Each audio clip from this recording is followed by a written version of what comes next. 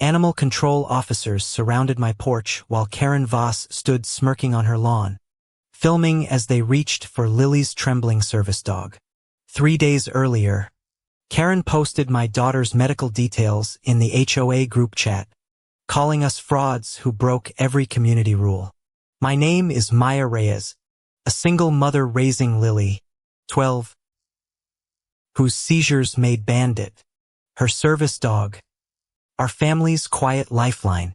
Our HOA banned pets over 20 pounds, but Bandit's ADA paperwork exempted us, something I'd shown the board twice already. Karen Voss ran Sunnybrook Estates like her personal kingdom, fining neighbors for mismatched mailboxes and unmowed grass within hours. She'd lost a board vote last spring to my neighbor Tom, and rumor said she never forgave anyone who crossed her. Still, I kept my head down, paid dues on time, and hoped Bandit's calm presence would never draw her attention. Then Karen spotted Bandit's vest at the mailbox and demanded proof, insisting service animals needed HOA-approved documentation, a policy that didn't exist. I explained the ADA doesn't require registration, but Karen crossed her arms and said, "Not in my neighborhood. It doesn't." She snapped photos of Bandit through my fence, muttering about liability while Lily watched from the window, confused and scared. That evening, an anonymous complaint hit my inbox, accusing Bandit of aggressive behavior toward children at the community pool. I hadn't taken Bandit near the pool in weeks, and cameras on my porch had captured every quiet afternoon instead. Karen called an emergency HOA meeting, presenting a folder of blurry photos claiming Bandit had menaced 3 separate neighbors. Neighbors I'd never spoken to suddenly echoed her complaints, their statements suspiciously identical, word for word, sentence for sentence. I realized later Karen had literally written the statements herself, then had residents sign them without reading the details. The board, intimidated by Karen's tenure, voted to fine me $500 for unauthorized aggressive pet within HOA limits. I appealed, submitting Lily's neurologist letter and Bandit certification, but Karen buried the paperwork in committee for 3 weeks. During that wait, Karen had contractors install a camera pointed directly at my driveway, calling it community safety monitoring. She began patrolling my street nightly, clipboard in hand, noting every second Bandit spent outside without a muzzle. One morning she left a citation taped to my door, threatening to report Bandit as a dangerous breed to the county. Lily overheard Karen telling another mom that some people fake disabilities for special treatment, and my daughter cried herself to sleep. I confronted Karen directly, asking why she targeted a 12-year-old's medical service dog with such relentless cruelty. She smiled coldly and said, "Rules are rules. Maya, maybe you shouldn't have moved somewhere with standards." That night I discovered Karen had also fined the Alvarez family for a wheelchair ramp, calling it an unsightly structure. A pattern emerged. Every resident Karen had punished had some visible disability or medical accommodation request pending. I started quietly documenting dates, emails, and photos, sensing Karen's harassment was far more calculated than random spite. Then Karen filed an official complaint with animal control, falsely claiming Bandit had bitten a child at the mailbox. No such incident existed. I checked my own security footage and found nothing but Bandit sitting calmly beside Lily. Still, animal control was legally obligated to investigate any bite report, scheduling a home visit within 72 hours. For 2 quiet days, Karen said nothing, and I almost believed the storm might finally be passing us by. Lily's seizures had been mild that week, and Bandit slept peacefully beside her bed, unaware of the gathering threat. I called Bandit's trainer, gathering official statements and video proof, preparing calmly instead of panicking like Karen wanted. I also quietly installed my own security cameras, covering the driveway, mailbox, and every angle Karen liked to film. The calm shattered when Karen showed up unannounced with a county inspector, insisting on an immediate dangerous dog evaluation.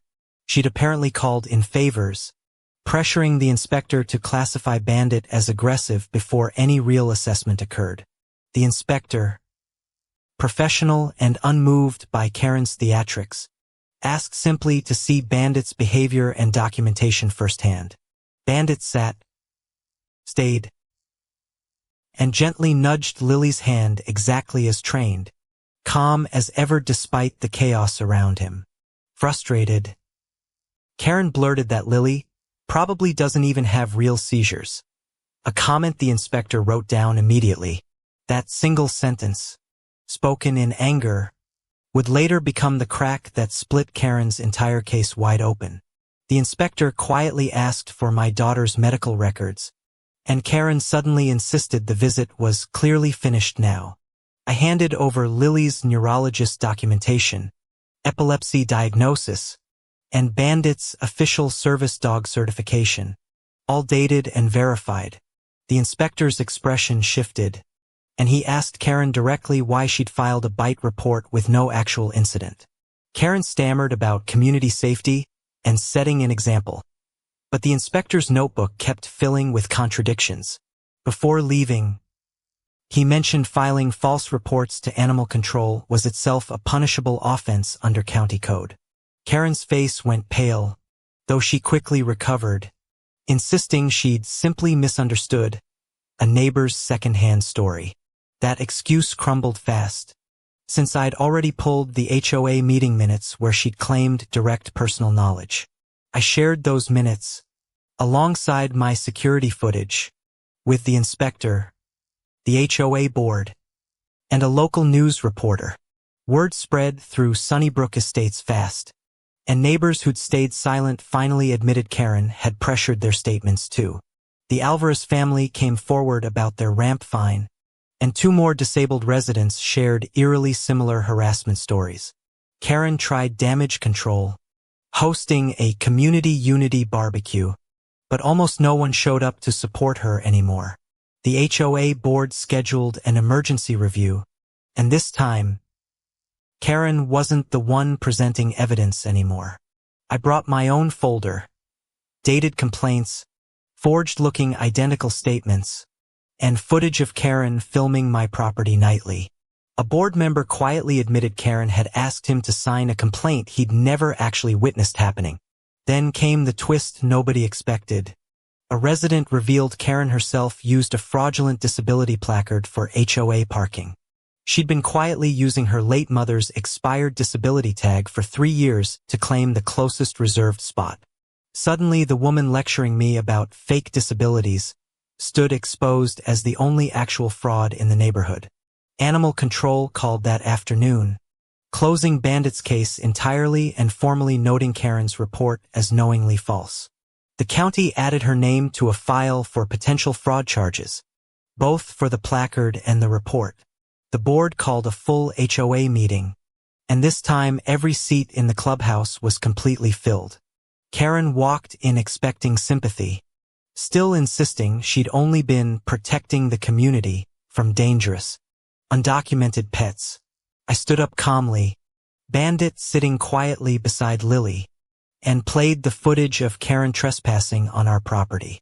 Gasps filled the room as clips showed her coaching neighbors, faking complaints, and mocking my daughter's medical condition.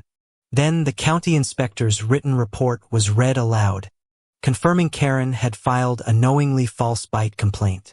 A resident stood and read the parking placard fraud findings, listing 3 years of illegally reserved handicap spots.